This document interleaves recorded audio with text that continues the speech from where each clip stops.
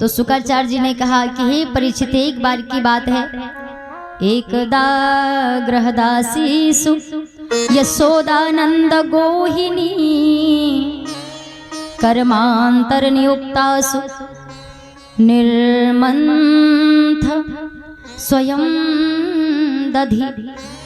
दीपावली का समय है, देवी यशोदा को बड़ी तैयारी करना है।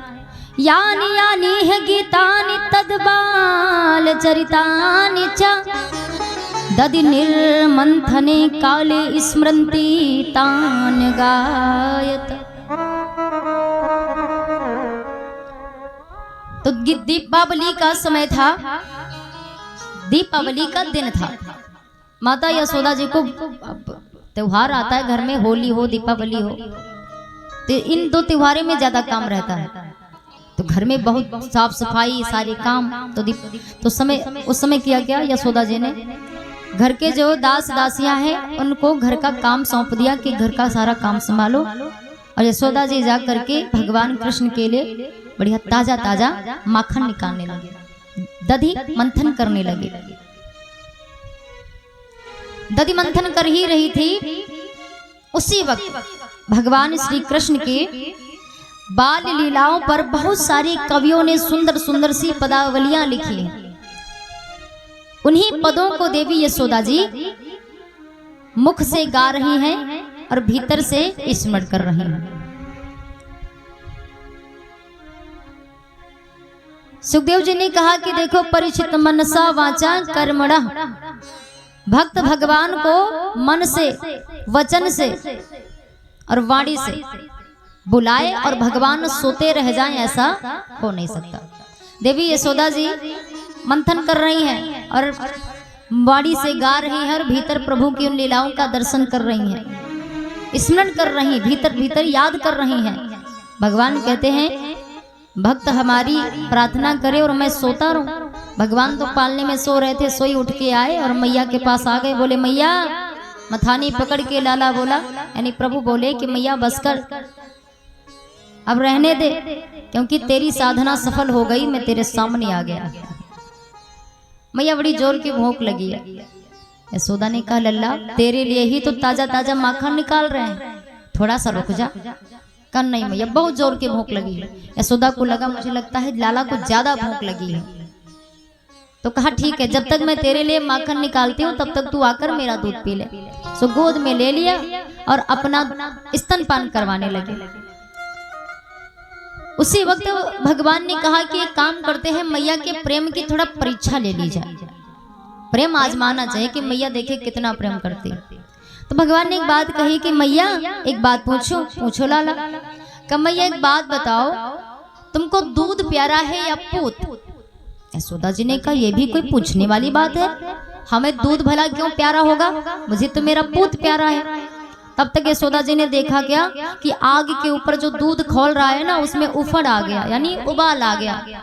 सोई लाला को वहीं पर अतृप्त अवस्था में ही छोड़ दिया और दूध देखने चली गई।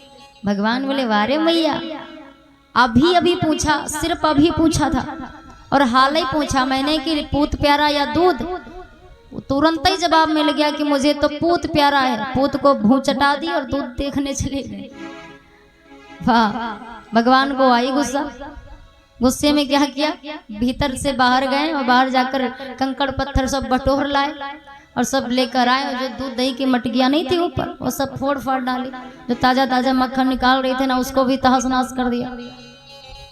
अब उसके बाद भगवान क्रोध में आकर तो इतनी बड़ी गलती कर दी, अब बाद में लगे रोने कि मैया आएगी तो मारेगी, मैया आएगी तो मारेगी। आजकल यही होता है, बच्चे जानबूझकर शरारत करेंगे और शरारत करने के बाद में खूब रोएंगे कि मैया मारेगी, मैया मारेगी। सोई लाला वही कर रहे हैं, पहले तो गुस्से में आकर के गड़बड़ कर दी, अब बैठे रो रहे मैया मारेगी। जैसे अब दूध दही मटकियां सब फूटेंगी, गिरेंगी तो आवाज आएगी। यशोदा जो ही गई, देखा और एक कन्हैया तो इतना शरारती। आज तो हमको भरोसा हो गया कि जो भी कहती है ना गोपियां, तेरे शिकायतें लेकर जो आती है ना, तेरे लिए जो भी कहती हैं, अभी तक तो मैंने विश्वास नहीं किया, पर आज हमको यकीन हो गया है कि वो सभी की सभी सच्ची और तू झूठा है। हर बार तो अपनी बात में उलझाकर बच जाता था। आज मुझे यकीन हो गया कि तू सच में शरारती है, सबको सताता है, तो नहीं छोड़ेंगे। सोई लिया मोटा सा डंडा, जब लाला का पीछा किया भगवान भगे, मैया पीछे पीछे।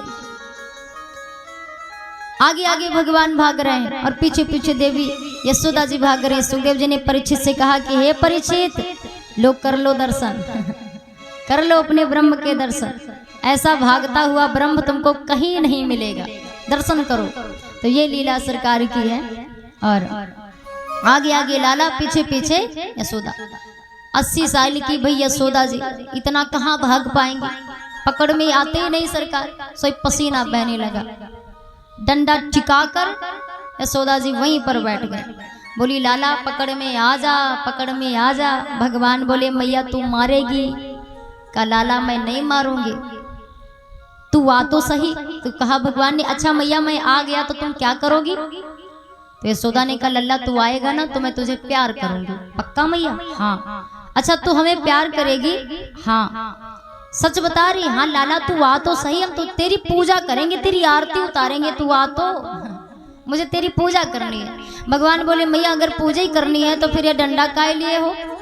भगवान बोले वो इसलिए, यशोदा ने कहा वो इसलिए क्योंकि हम जैसे का सहारा तो डंडा ही होता, हम तो ठहरी बूढ़ी, तो हमारा सहारा है। अब ये तेरे लिए क्या थोड़ी है, तुम्हारे बुढ़ापे का सहारा है।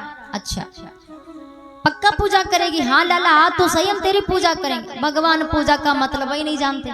जब मैया कहे कि लाला आ जाओ तेरी पूजा करेंगे तो बच्चों होशियार हो जाओ, पूजा नहीं पूजा नहीं होगी, हवन होने वाला है।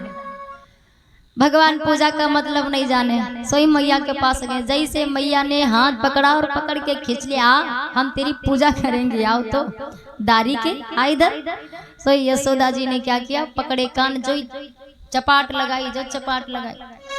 भगवान रो रहे हैं, मैया मार रहे हैं। यशोदा ने कहा ज्यादा मारना ठीक नहीं, ज्यादा मारेंगे तो बिगड़ जाएगा। और एक बात सही है, दंड देना चाहिए बच्चों पर, इतना ज्यादा भी मत सताओ बच्चों को कि बच्चे घर छोड़कर भाग जाए। फिर आपको अखबार में जो है नाम छपवाना पड़े, पर्चे लगवाना पड़े कि फला जगह बच्चा गायब हो गया, चला गया। तो इतना ज्यादा भी मत दंड दीजिए कि बच्चे बहुत बिगड़ जाए।